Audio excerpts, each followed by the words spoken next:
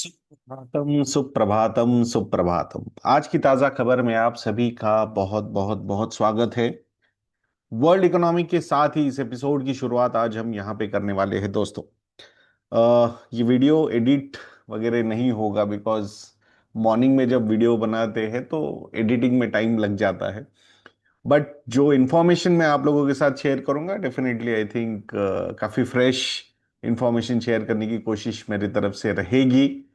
तो please bear with that कि editing नहीं है, नीचे न्यूज नहीं है, but I will try and explain all the news properly and मतलब जहाँ पे ये एक पॉडकास्ट टाइप थोड़ा सा आपको लगेगा, विच इज गुड। मतलब अगर आप वॉक कर रहे हो वगैरह तो उस समय पे अगर ये आप सुनोगे तो that would be really good. So पहला जो न्यूज है वो ग्लोबल ग्रोथ के बारे में है, इन्फ्लेशन आउटलुक के बारे में है। एसबीआई की एक रिपोर्ट आई है और उसमें एसबीआई ने ये बोला है कि जो ग्लोबल जीडीपी ग्रोथ एक्सपेक्टेड थी 3.2% करेंटली, ये डाउनवर्ड रिवीजन इसमें हो सकता है। अभी तक हुआ नहीं है बट हो सकता है। और ये डाउनवर्ड रिवीजन रिवीजन जो है वो इमिनेंट है, ये भी उस रिपोर्ट में कहा जा रहा है। तो क्या है इस डाउनवर्ड रिवीजन के पीछे के रीजंस? तो एक है सबसे बड़ा इन्फ्लेशन रिस्क का। G20 इन्फ्लेशन के जो नंबर्स है ये 1.2% हाइयर रह सकते हैं ये साल में due to commodity price pressure. So rising energy prices, rising metal prices, ये डायरेक्ट इन्फ्लेशन का पास थ्रू इम्पैक्ट हो सकता है। एंड एक नया प्रॉब्लम जो वर्ल्ड के सामने आ सकता है वो ये है कि higher inflation and lower GDP growth, यानी कि रिस्क ऑफ स्टैगफ्लेशन जो है इन 2026, ये बहुत ज्यादा बढ़ चुका है अगर ये वॉर और ज्यादा यहां से कंटिन्यू होता है तो। एनर्जी शॉक जो हम देख रहे हैं, क्रूड ऑयल प्राइसेस जो 109 110 डॉलर पर बैरल के ऊपर चल रहे हैं, ये लार्जेस्ट ऑयल डिसरप्शन है सिंस 1973। ये स्ट्रेट ऑफ हॉर्मुज जो बंद हुआ है, ये मतलब 1973 के बाद ये सबसे बड़ा डिसरप्शन नजर आ रहा है। सो दैट्स वाई ये वॉर बंद होना बहुत ज्यादा जरूरी है, क्योंकि ये जो एनर्जी सप्लाई शॉक है ये ग्लोबल प्राइस इंस्टेबिलिटी साइकिल लेके आ रहा है। ऑब्वियसली इसका इम्पैक्ट इंडिया पे भी होगा, जो अभी मतलब 7.5% तक का जो हमारा जीडीपी ग्रोथ हमने देखा है।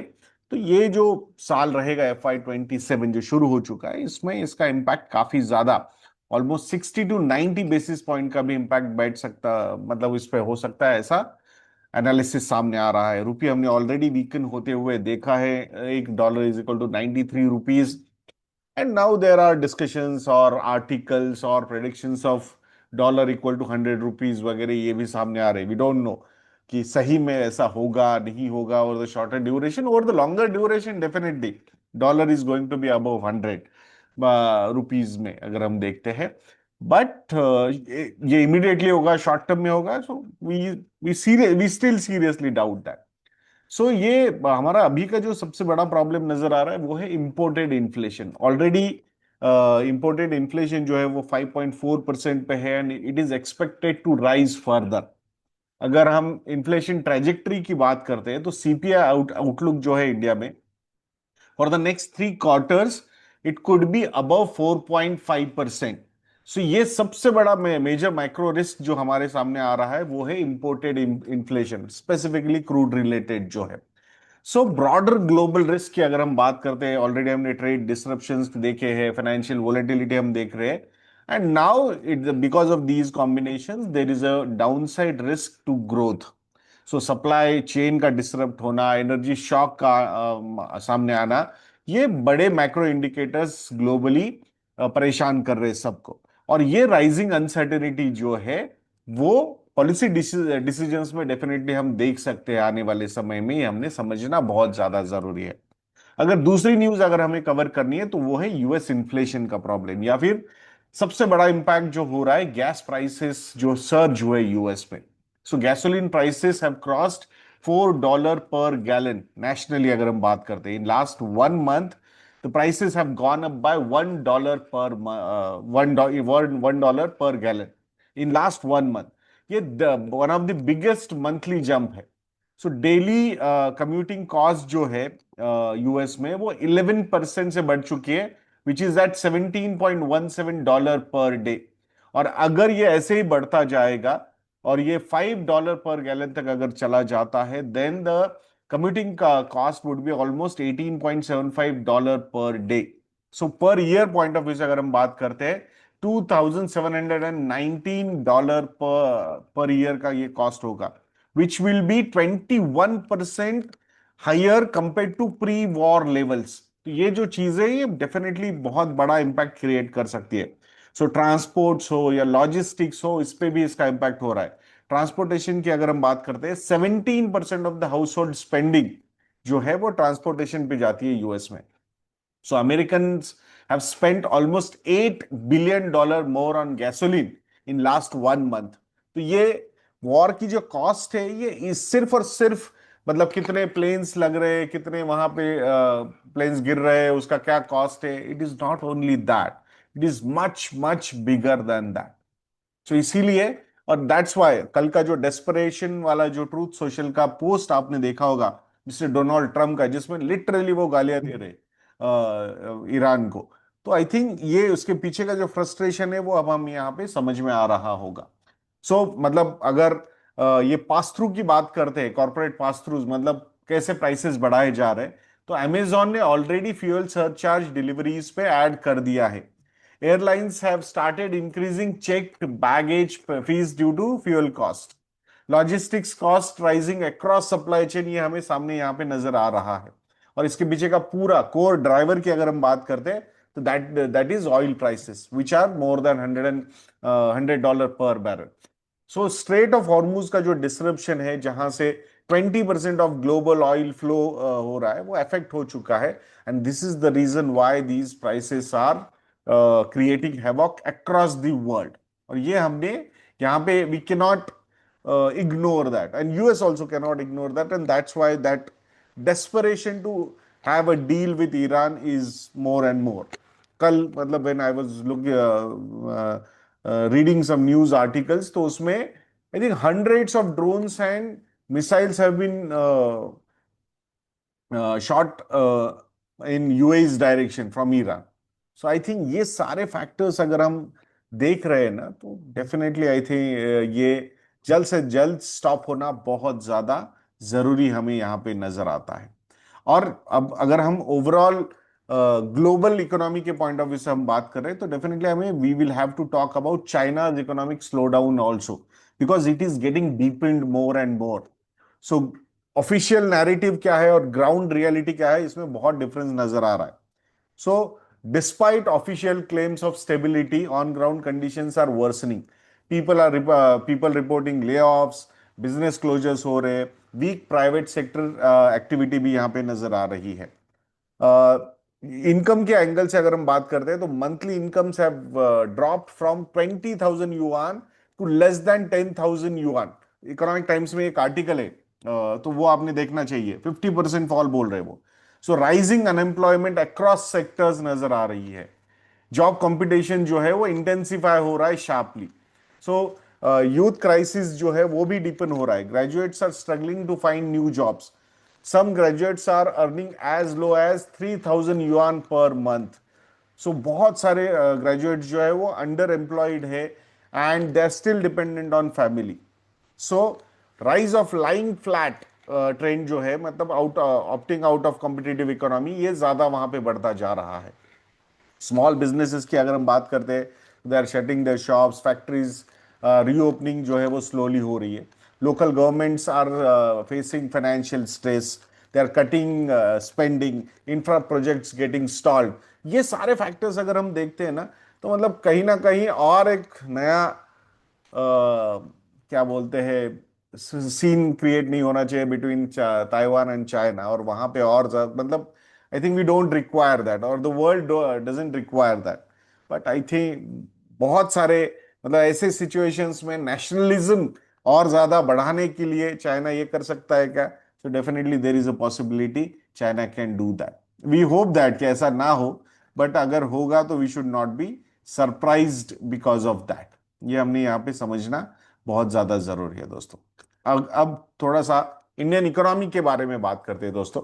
सो आरबीआई की मॉनेटरी पॉलिसी कमेटी की मीटिंग मतलब आज से लेके 8 तक रहेगी। एंड जो स्टांस है वो स्टेटस को मेंटेन करने का ही स्टांस सामने आएगा ऐसा लग रहा है, यानी कि नो रेपो रेट चेंज। दो जो कमेंट्री है वो देखना या पढ़ना बहुत ज्यादा इंपॉर्टेंट रहेगा, क्योंकि ये फर्स्ट आरबीआई पॉलिसी है since West Asia war. So हो सकता है इसमें RBI is likely to adopt cautious approach because there is a huge global uncertainty currently going on. So macro triggers जैसे, मतलब everybody knows that crude oil prices are more than 109 $110 per barrel।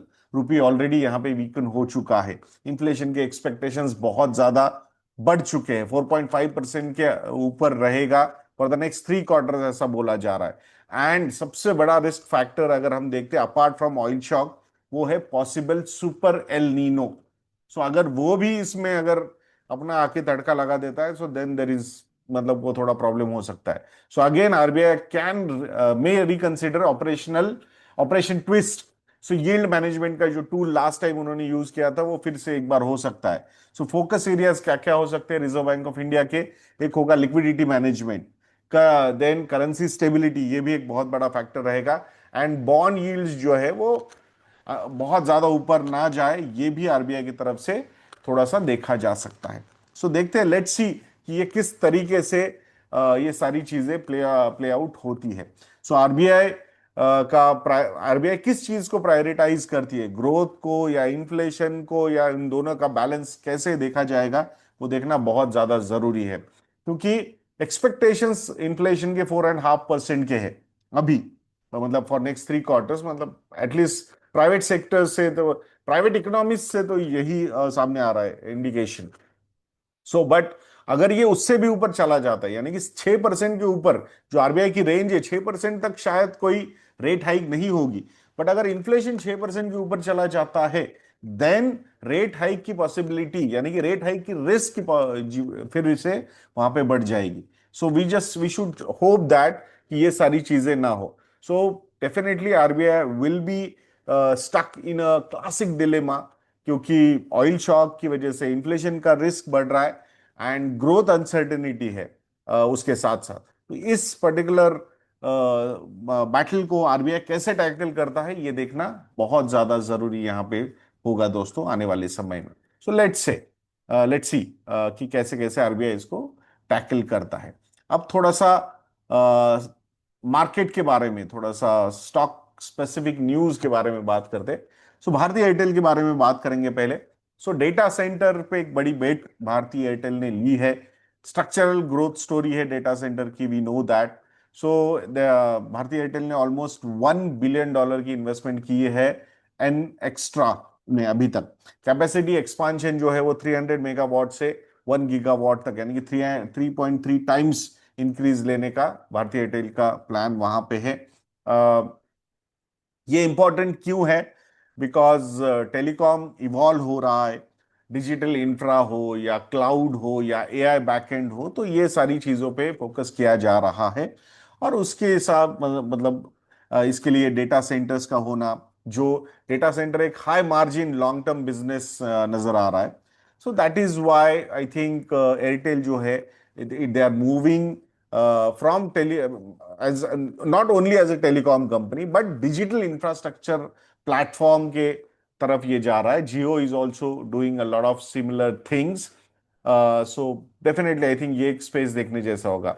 An extra के अगर हम financials की बात करते हैं, I don't know what exactly is the pronunciation. So NXTRA is the spelling. So strong infra play रहेगा ये। जो रिवेन्यू है वो अराउंड 2080 करोड़ का है, एबिटा 790 करोड़ का है, 38% का मार्जिन है। प्रॉफिट जो है वो 220 करोड़ रुपए का है।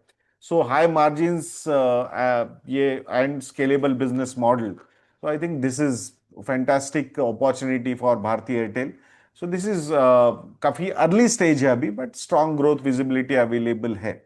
सो आई थिंक सिमिलर या कंपेरेबल थीम्स की अगर हम बात करते हैं, तो similar to global data centre REIT type plays ये यहाँ पे हो सकते हैं।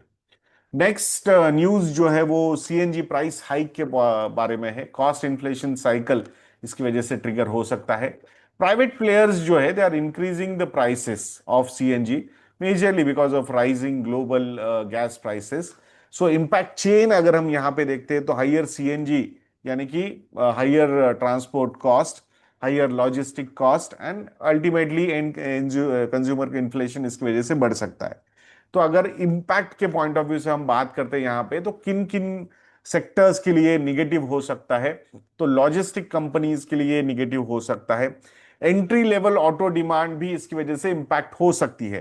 It's not only about CNG but I think election के बाद पेट्रोल के प्राइसेस भी ऊपर जा सकते हैं, डीजल के प्राइसेस भी ऊपर जा सकते हैं। तो ये सारे फैक्टर्स जो है डेफिनेटली ऑटो डिमांड को इंपैक्ट कर सकते हैं। पॉजिटिव किसके लिए हो सकता है? गैस प्रोड्यूसर्स के लिए पॉजिटिव हो सकता है बट पार्शियल पास थ्रू ही रहेगा। बिकॉज भले ही हम बोल रहे हैं यहाँ पे कि डीरेगुलेटेड है प्राइसेस बट गवर्नमेंट का कंट्रोल डेफिनेटली बहुत ज्यादा इन सारी चीजों पे रहेगा and they will try and maintain the prices because because of why it is required, क्योंकि इन्फ्लेशन आउट ऑफ कंट्रोल वहां उसकी वजह से जा सकता है। ऑयल इंडिया के बारे में बात करेंगे स्टॉक स्पेसिफिक न्यूज में। सो डोमेस्टिक प्रोडक्शन पुश यहां पे नजर आ रहा है। तो राजस्थान में जो थार बेसिन है वहां पे they are increasing the output. अभी क्यों करना पड़ रहा है? ऑब्वियसली अभी नहीं करेंगे तो कब करेंगे? क्योंकि ग्लोबल जो क्राइसिस चल रहा है, सो हमारा जो इंपोर्ट्स पे रिलायंस है बहुत ज्यादा, कि हम ऑयल इंपोर्ट्स करते हैं, तो डेफिनेटली कहीं ना कहीं कभी ना कभी वो जो इम्पैक्ट है वो रिड्यूस करना ही होगा। वो जो इंपोर्ट के नंबर से वो रिड्यूस करने होंगे। परसेंटेज टर्म्स में अगर हम बात करते हैं, जहां पे 2013-14 में 5% ऑफ जीडीपी था oil imports, now it is around 2.5 to 3%। So definitely इस बार एनर्जी सिक्योरिटी जो है ये बहुत बड़ा एजेंडा रहेगा गवर्नमेंट के सामने। सो आने वाले समय में ये टॉप प्रायोरिटी रहेगी हमारे लिए। सो कि वहां जहां हमारी एनर्जी सिक्योरिटी जो है वो स्ट्रांग बनती जाए। तो आई थिंक द डिपेंडेंस जो है, एंड नॉर्मली क्राइसिस में ही रिफॉर्म्स किए जाते हैं, तो आई होपफुली यहाँ पे बहुत सारे पॉजिटिव रिफॉर्म्स सामने आ सकते हैं। सो डोमेस्टिक अपस्ट्रीम प्लेयर्स जो है वहां पे पॉलिसी सपोर्ट आ सकता है, बेटर रियलाइजेशंस आने वाले समय में वहां पे हो सकते हैं। दो ये प्रीडोमिनेंटली पीएसयूज इसमें इन्वॉल्व है। सो लेट्स सी ये कितना इफेक्टिवली इंप्लीमेंट हो सकता है, बिकॉज आई थिंक ब्यूरोक्रेसी को भी वहां यहाँ पे हैंडल करना बहुत ज्यादा जरूरी है दोस्तों। नेक्स्ट जो न्यूज है वो है अमूल कंपनी के बारे में। सो ये एक पॉजिटिव चीज सामने आई है। कंजम्पशन स्ट्रेंथ यहां पे नजर आ रही है हमें।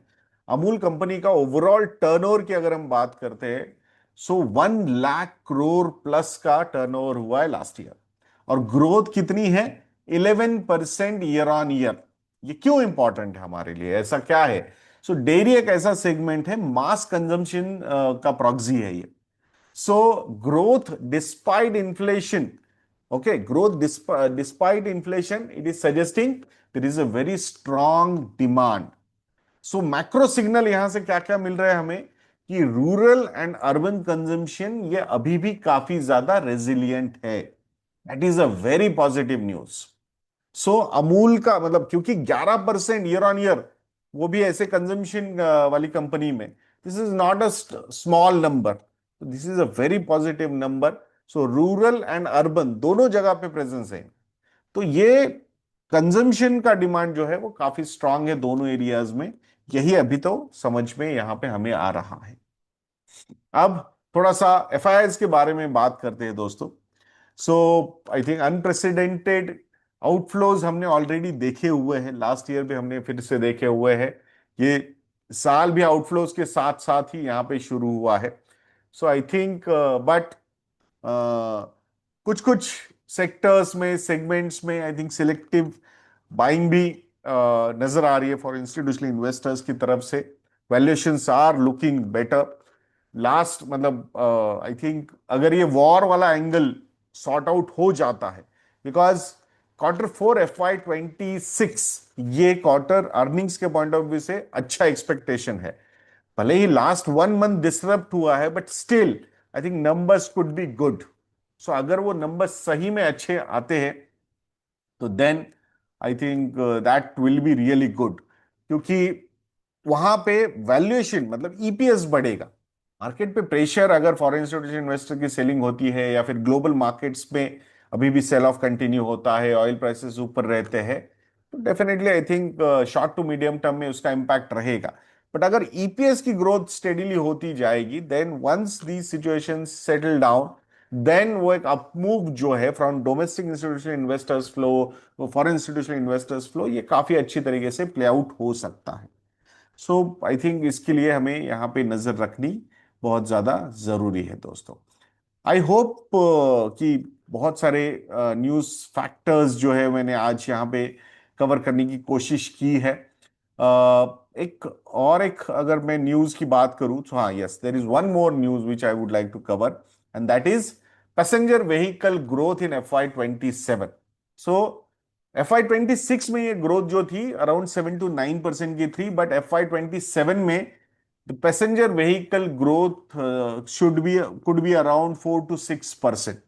So ये moderation, what are the reasons for the moderation of growth numbers?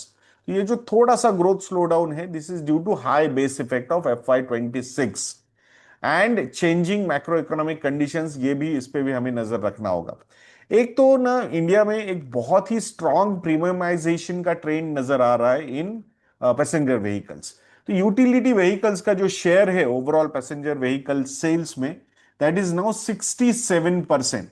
और यही वो चीज है जो एक इंडस्ट्री का स्ट्रक्चर शिफ्ट नजर आ रहा है, जिसमें कि प्रीमियमाइजेशन, कि भाई स्मॉल कार से बड़ी गाड़ियों की तरफ ये चेंज हम देख रहे हैं।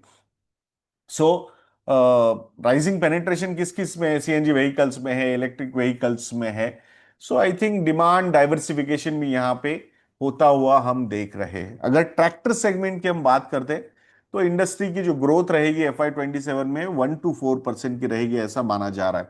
यहाँ पे भी base effect, high base effect is making an impact, और उसकी वजह से थोड़ा बहुत डिमांड नॉर्मलाइजेशन। अब सुपर एल नीनो आएगा तो definitely I think tractor segment के लिए ये काफी निगेटिव यहाँ पे हो सकता है। अगर इंडस्ट्री की स्ट्रेटेजी के पॉइंट ऑफ व्यू से हम यहाँ पे बात करते हैं तो ओईएम्स जो है, ओरिजिनल इक्विपमेंट मैन्युफैक्चरर्स, मतलब ये जो कंपनीज है, यहाँ पे हाई कैपेक्स चलता रहेगा। फोकस जो है वो न्यू मॉडल्स पे एंड ईवी प्लेटफॉर्म्स पे भी यहाँ पे चलता रहेगा, ऐसा यहाँ में हमें लगता है। सो आशा करता हूं दोस्तों कि ये आज का जो एपिसोड है ये आप लोगों को अच्छा लगा होगा। कमेंट सेक्शन में फीडबैक देना बिल्कुल मत भूलिएगा। आई नो दैट कि एडिटिंग नहीं है, बट जो ओवरऑल एक न्यूज एनालिसिस आपके सामने प्रेजेंट करने की कोशिश हमने की है, वो आप लोगों को अच्छा लगा होगा, ऐसा मैं मानता हूँ। एंड बिकॉज मार्केट्स थोड़े से इधर उधर हलचल उनकी चल ही रही है, तो we will try and so I will try and come for this news segment थोड़ा सा वीक में 1 2 3 बार अगर आने की कोशिश मेरी रहेगी। सो आशा करूंगा कि आप लोगों को ये न्यूज़ रिपोर्ट अच्छी लगेगी। तो ऐसे वीडियोस के लिए चैनल पे बने रहिए दोस्तों। वीडियो को लाइक करना, शेयर करना और चैनल को सब्सक्राइब करना बिल्कुल मत भूलना। नेक्स्ट वीडियो में मिलते हैं। जय हिंद।